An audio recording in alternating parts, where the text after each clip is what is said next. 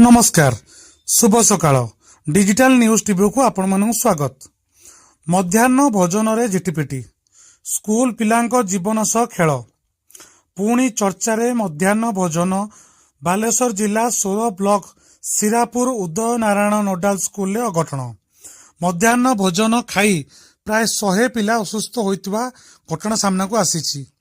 तेबे मध्याह्न भोजन झिटिपिटी बाहर थिबा प्राथमिक सूचना प्रकाश समस्त असुस्थ छात्र छात्री को सोर गोष्ठी स्वास्थ्य केन्द्र में भर्ती कराइता जना पड़ी। आज मध्याह्न भोजन रे प्राय 300 पिला भात और डाली खाइबा दि जाइतिला। खाद्य झिटिपिटी पड़िथिबा देखिबा परे विद्यालय रे मध्याह्न भोजन बंटन बंद कर दि जाइतिला। मध्याह्न भोजन खाइबार किछि समय परे केते जण पिलांको पेट काटिबा सह छाती रे जंत्रणा अनुभव होइतिला। सेमाने बांती करबा सह असुस्थ होई पड़थिले।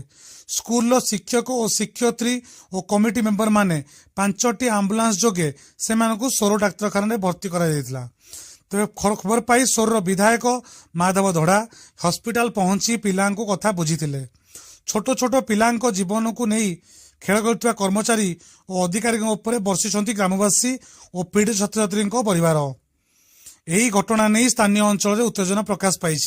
न्यूज पाइबा को हेले आम चैनल को लाइक शेयर सब्सक्राइब करंतु। Thank you.